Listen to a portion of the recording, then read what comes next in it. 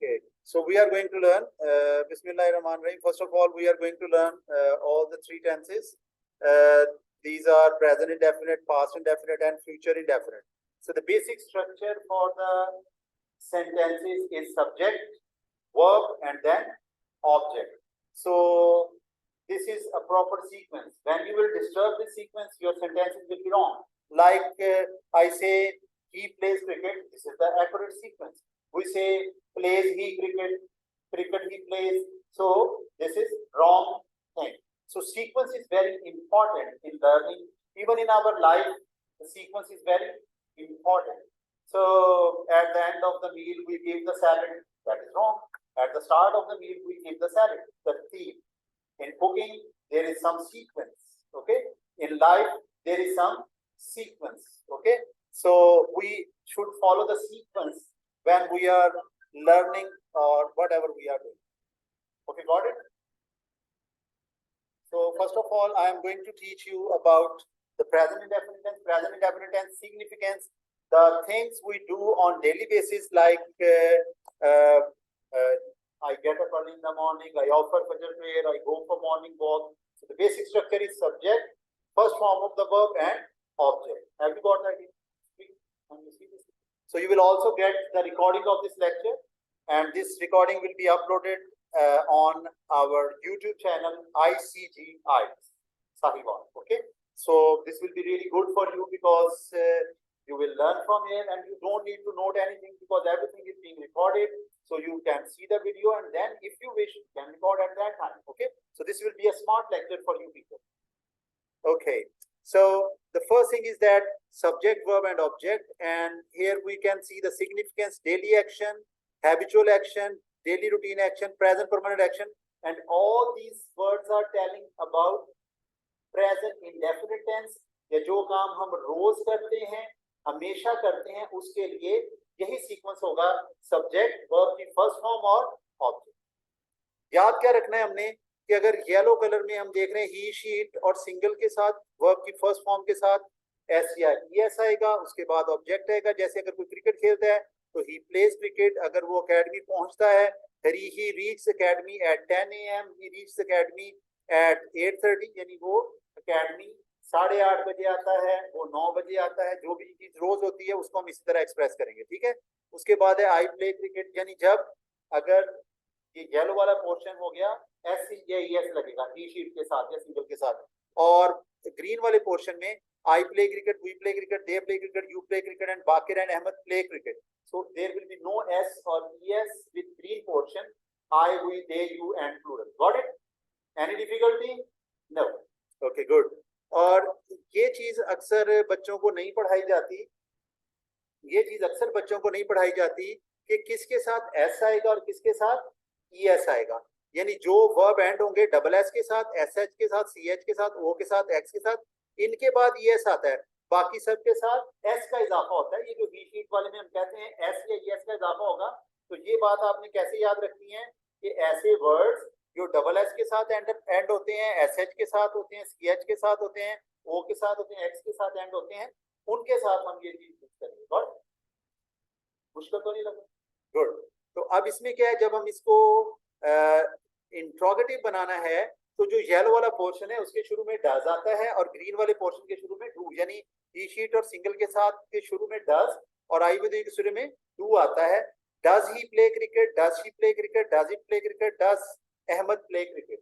सो जब डज आ जाता है तो वर्ब की फॉर्म के साथ एस या ये सब आना ही नहीं है. ठीक है. और जो डू वाले हैं उनके साथ तो पहले नहीं आता था. Do I play cricket? Do you play cricket? Do you play cricket? Do they play cricket? Got it?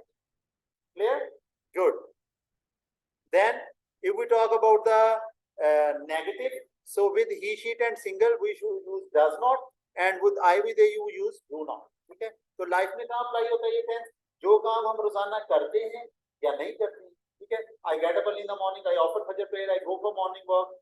अब इसको नेगेटिव बनाना है तो I do not get up early in the morning, I do not offer fajr prayer, do not go for walk. ठीक है.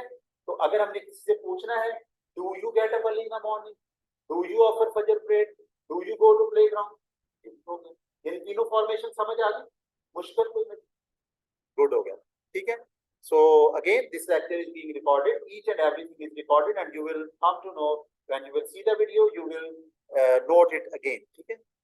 इसी तरह एक होता है डबल इंट्रोगेटिव। डबल इंट्रोगेटिव में क्या होता है, ये जो हमारा सवालिया फिक्रा है, इसके शुरू में WH सीरीज के हम वर्ड यूज करते हैं, जैसे who, where, how, when, whose and with whom, from where and what. And I have written some Urdu as well for your convenience. Who का मतलब कौन होता है, where का मतलब कहाँ, how का मतलब कैसे, when का मतलब कब, whose का मतलब किसका, with whom का मतलब किसके साथ, from where का मतलब कहाँ से, what का मतलब क्या। यानी ये वो वर्ड है जो हम अपने सवालिया फिक्रों में लगाते हैं। जैसे हमें पता ही नहीं है कि वो कौन सी गेम खेलता है, तो हम कहते हैं what does he play, वो क्या खेलता है। आगे से जवाब होगा he plays cricket, he plays hockey, और अगर वो नहीं खेलता तो क्या कहेंगे, he does not play, he does not play। ठीक है। इसी तरह from where, नीचे से हम शुरू करें, from where do you come, आप कहाँ से आते हो। ठीक है। with whom do you come, तुम किसके साथ आते हो। ठीक है। whose, यानी ये जो whose होता है इसके फौरन बाद noun यूज करना पड़ता है। whose pen do you use, तुम किसका पेन यूज करते हो। whose car do you use, तुम किसकी कार यूज करते हो, तुम्हारे पास अपनी नहीं है, बंदा ऐसे पूछता है ना किसी से। ठीक है। तो इस तरह when do you come here, तुम यहाँ पर कब आते हो। when do you come here, तुम कहाँ। how do you come, तुम कैसे आते हो। on foot आते हो, on bike आते हो, in car आते हो, वगैरह। Got it? उसके बाद है कि where, ठीक है, where का मतलब कहाँ से। ठीक है ना।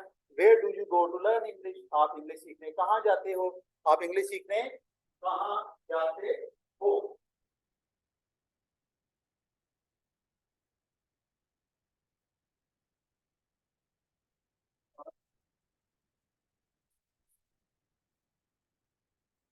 Okay, so we have come to know about the simple, negative and interrogative। कोई भी चीज हम सीखते हैं उसमें हम तीनों फॉर्मेशन को जरूर सीखते हैं। चौथी फॉर्मेशन भी समझ आ गई कि जब कोई इंट्रोगेटिव होता है तो उसको शुरू में व्हाट, व्हेन, वेयर लगाते हैं। ठीक है।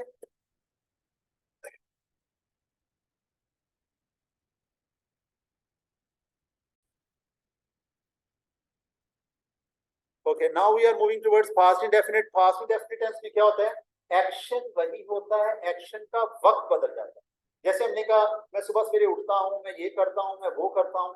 अब हम क्या कहेंगे कि जब मैं यूनिवर्सिटी में पढ़ता था, हॉस्टल में था, या मैं कॉलेज में पढ़ता था, तो तब मैं इस वक्त मैं सुबह सवेरे नहीं उठता था क्योंकि मेरी यूनिवर्सिटी शाम में थी, तो मैं आराम से सुबह लेट उठता था, फिर मैं ये करता था, फिर मैं वो करता था, यूनिवर्सिटी जाता था, वहां पे मैं पढ़ता था। और उर्दू में दो तरह से होता है। मैं एक दिन यूनिवर्सिटी गया, फिर वहां पे हम इकट्ठे पढ़ते थे, दोस्तों के साथ गप्पे भी लगाते थे, ये करते थे। यानी दो तरह से एक्सप्रेशन होता है उर्दू में। मैं वहां जाता था, एक दिन मैं वहां गया, मैंने चाय पी, ठीक है, हमने गोलगप्पे खाए। ये दो तरह से उर्दू में। इंग्लिश में एक तरह से होगा सेकंड फॉर्म, सब्जेक्ट के बाद सबके साथ ही सेकंड फॉर्म, सब्जेक्ट के बाद सबके साथ ही सेकंड फॉर्म। ठीक है। लाइफ में काम अप्लाई होता है, जो काम हम करते थे या हमने माजी में किए। ठीक है। कोई भी काम हमने किया, मैं कल नहीं आया, कल मैं ऐसे किया, ये किया। ठीक है। मैं 15 मिनट पहले आया, फिर मैं चला गया, फिर मैंने ये किया, फिर मैंने वो किया, तो ये सारी की सारी पिछले ही लम्हे ये पास्ट इंडेफिनिट बन जाता है। ये बात भी समझ आ गई आप लोगों को, क्यों जी, क्लियर। ठीक है। तो अब जो भी हमारे माजी के एक्शन होंगे जो हम करते थे, एक्शन वही होता है, एक्शन का वक्त बदलता है। मैं पढ़ाता था, मैं पढ़ाता हूँ, मैं पढ़ाऊंगा, आप पढ़ते थे, आप पढ़ते हैं, आप पढ़ेंगे। Got it. ठीक है। अब क्या है, अब इन तीनों टाइमों के लिए अलग अलग वर्ड आपको उर्दू में सुना ना, इसी तरह इंग्लिश में भी डिफरेंट होता है। जब आप मौजूदा जमाने में रोजाना के मामूल के काम के बारे में बात करते हैं तो वो क्या होता है, वो पहली फॉर्म। जब आप गुजरे वक्त में बात करेंगे तो वो दूसरी फॉर्म। याद रहे। ओके, गुड हो गया जी। Now we can see here that with he, she, it, single, plural, I, we, they, you, second form of the verb, and then same sentence structure वही है, पहले सब्जेक्ट, फिर वर्ब, फिर object. But पहले क्या है, पहले सब्जेक्ट है, फिर वर्ब की सेकंड फॉर्म है। पास्ट इंडेफिनिट में या पास्ट हैबिचुअल एक्शन में वर्ब की सेकंड फॉर्म आ गई, उसके बाद ऑब्जेक्ट आ गया। क्लियर। ठीक है। अब यहाँ पर जब हम नेगेटिव बनाएंगे या इंट्रोगेटिव बनाएंगे तो यहाँ पर सवालिया बनाने के लिए शुरू में आ जाएगा date. Did he play cricket, सबके साथ ही डिड आना है, लेकिन जब डिड आना है तो सेकंड फॉर्म की बजाय फर्स्ट फॉर्म आना है। Did he play cricket, did she play cricket, did it play cricket, did Ali play cricket, did I play cricket, did we play cricket, did they play cricket, did you play cricket, and did Bakir and Ahmed play cricket। यानी सवालिया बनाने के लिए जैसे ही did शुरू में आएगा, simple में सेकंड फॉर्म आ रही है और इंट्रोगेटिव में फिर फर्स्ट आ रहा है।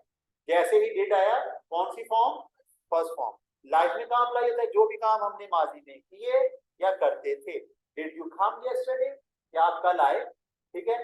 Did you go to university, क्या आप यूनिवर्सिटी जाते थे। दो तरह से होगा ना तर्जुमा, क्या आप कल आए, डिड यू कम यस्टरडे, क्या आप कल आए, did you come in the morning, क्या आप सुबह आए। बट समझ आ रही? अब इसी तरह if we want to make negative, there will be did not, ठीक है। he did not play cricket, she did not play cricket, you did not play cricket, I did not play cricket, we did not, they did not, you did not, and Bakir and Ahmed did not।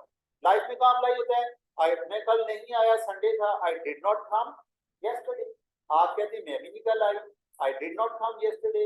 फिर मैं कहता हूँ she did not come yesterday, वो कल नहीं। यहाँ पे बच्चे दूसरी फॉर्म लगा देते हैं जब did लगाते हैं, तो क्या कह देते हैं she did not came, तो रॉन्ग हो गया, क्योंकि जब did आ जाना है तो फर्स्ट फॉर्म, जब did आना है तो फर्स्ट फॉर्म।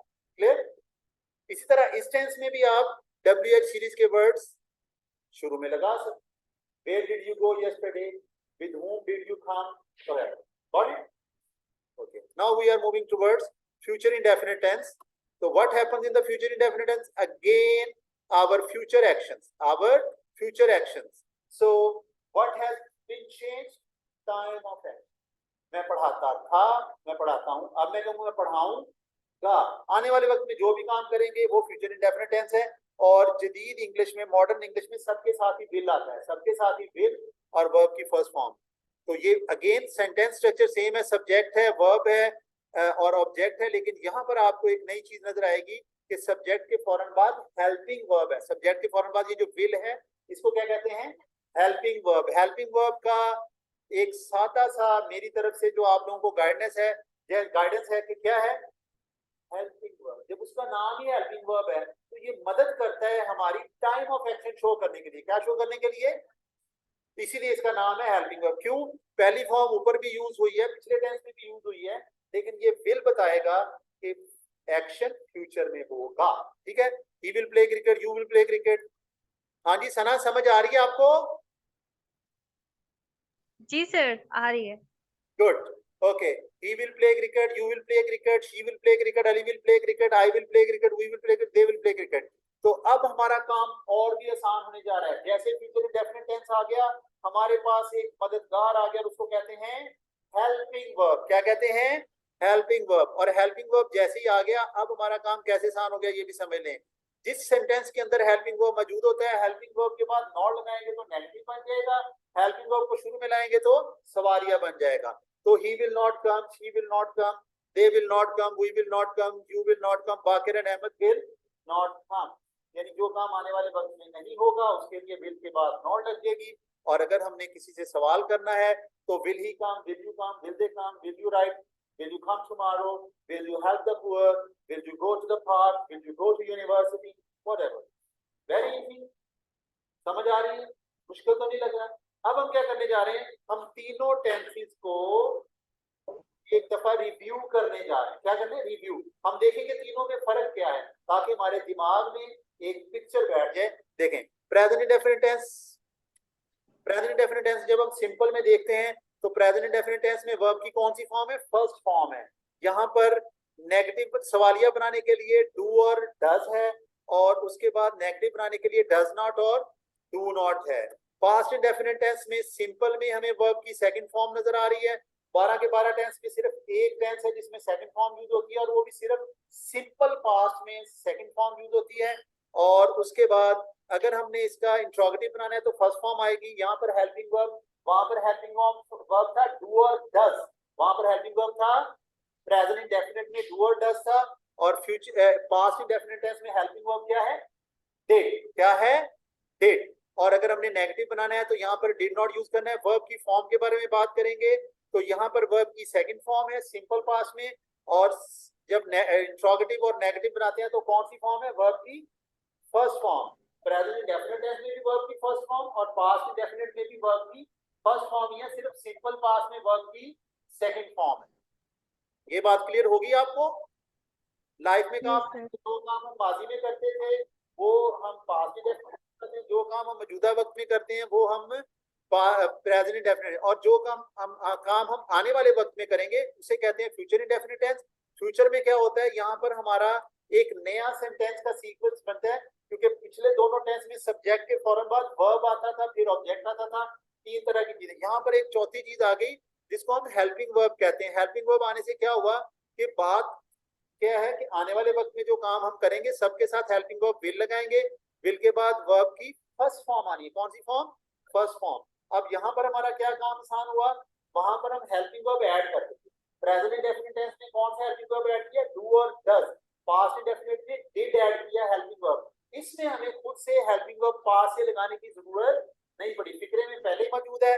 हमने क्या किया, हमने हेल्पिंग वर्ब को शुरू में ले आए, तो वो हेल्पिंग वर्ब के बाद नॉट लगाया तो नेगेटिव बन गया, तो हेल्पिंग वर्ब को शुरू में लाया तो फिक्रा बन गया सवाल। क्लियर? और सर सेकंड फर्स्ट फॉर्म आएगी हर सेंटेंस के साथ? फर्स्ट फॉर्म आएगी सिर्फ पास्ट सिंपल में, पास्ट इंडेफिनिट में सिंपल में वहां पे सिर्फ सेकंड फॉर्म आएगी। Clear? Okay sir. Any question about these three tenses?